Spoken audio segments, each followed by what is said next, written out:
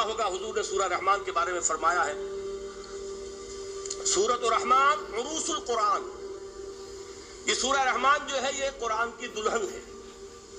جیسے دلہن کو آپ خوشنما لباس پہناتے ہیں، آراستہ پیراستہ اس کو گہنے اور اس کو زیور پہناتے ہیں، تو جس طریقے سے سجاتے ہیں آپ دلہن کو، اللہ تعالیٰ نے ایک سورت قرآن مجید میں ایسی رکھی ہے سورہ رحمان کی، اسے خوب سجایا ہے۔ اس میں الفاظ کا در و بست، اس کا اپنا ایک ڈیوائن میوزک ہے۔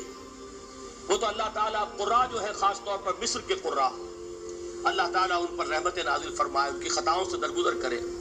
جس طرح قرآن کے انٹرنسک میوزک کو انہوں نے واضح کیا ہے، واقعہ یہ ہے کہ اگر یہ لوگ نہ ہوتے، شیخ عبد الباسط محمد عبد الصمد، شیخ محمود خلیل الحصری، یہ لوگ کہ جنہوں نے قرآن کے اس غنا میوزک، یہ لفظ جو ہے آپ حیران نہ ہو کہ میں یہ کوئی شاید توہین کر رہا ہوں قرآن کی، حضور نے یہ لفظ استعمال کیا ہے، تغنو، اس قرآن کو اچھی سے اچھی خوشلحانی کے ساتھ پڑھو۔ من لم یتغن بالقرآن فلیس منا، جو قرآن کو بہتر سے بہتر انداز میں، اچھی سے اچھی آواز میں، خوشلحانی کے ساتھ پڑھنے کی کوشش نہیں کرتا، وہ ہم میں سے نہیں ہے۔ بلکہ ایک مرتبہ حضور رات کے وقت آپ گشت پر تھے اپنے ساتھیوں کے حالات معلوم کرنے کے لیے۔ حضرت ابو موسیٰ اشعری رضی اللہ تعالیٰ عنہ ایک صحابی ہیں، ان کے گھر کے پاس سے گزر ہوا، وہ رات کو تہجد پڑھ رہے تھے، کھڑے ہوئے کیف کے عالم میں قرآن تلاوت کر رہے ہیں۔ حضور کو بہت پسند آئی ان کی قرات، کافی دیر تک وہاں کھڑے سنتے رہے۔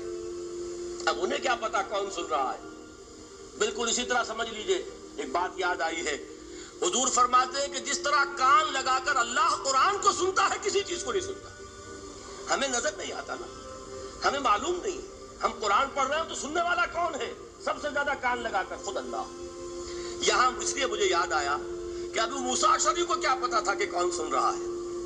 وہ اپنی کیفیت میں نماز میں تہجد میں قرآن کی تلاوت کر رہے تھے، اور ظاہر بات ہے ان کے گھر ایکڑوں میں بنے ہوئے نہیں تھے، ایک ایک کمرہ، ایک ایک کوئی حجرہ، ایسے تو گھر تھے نا صحابہ کے، لہذا حضور پاس سے گزرے، آواز آئی، کافی دیر سنتے رہے۔ اس کے بعد آپ تشریف لے گئے، صبح فجر میں ملاقات ہوئی تو حضور نے تحسین کے انداز میں فرمایا، یا ابا موسیٰ انک قد اوتیت مزمارا من مزامیر آل داؤد، اے ابو موسیٰ تمہیں تو آل داؤد کے سازوں میں سے ایک ساز اللہ نے عطا فرما دیا ہے۔ جس طرح حضرت داؤد، لہن داؤدی مشہور ہے کہ جب وہ پچھلے پہر رات کو حمد کے ترانے الاپتے تھے، قرآن میں ہے کہ پرندے شامل ہو جاتے تھے ساتھ، اور پہاڑ وجد میں آتے تھے، پہاڑ بھی ان کے ساتھ شریک ہوتے تھے۔ تو جس طرح کا اللہ نے ان کو لہن عطا فرمایا تھا، حضور نے تحسین کے انداز میں فرمایا ہے، ابو موسیٰ اشعری اللہ نے تمہیں بھی آل داؤد کے سازوں میں سے ایک ساز عطا فرمایا۔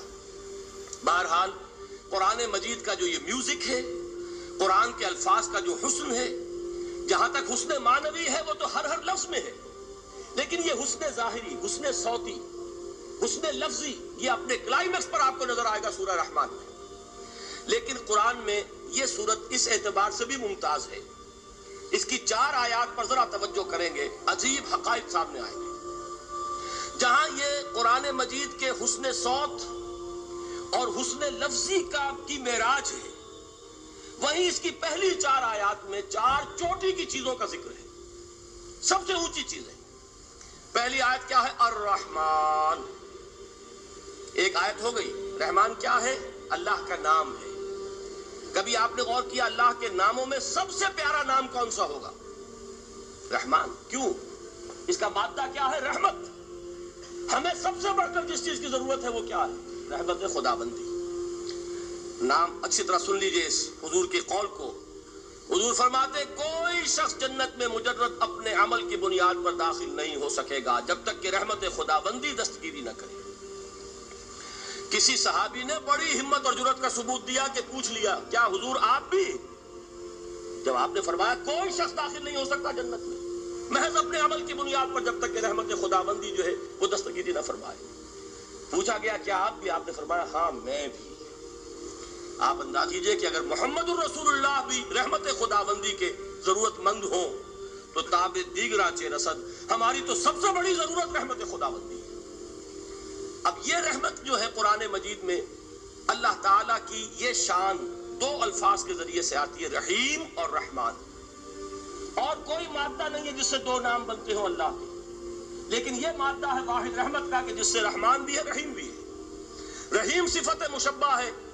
رحمت دائم ہو جائے گی، مستقل ہوگی تو رحیم کہیں گے. اور رحمان، اس میں رحمت کی وہ شان ہے کہ جیسے ٹھاٹھے مارتا ہوا سمندر ہو، ہیجان کی کیفیت، طوفانی کیفیت، رحمت خداوندی کا طوفانی جوش، وہ ہے رحمان.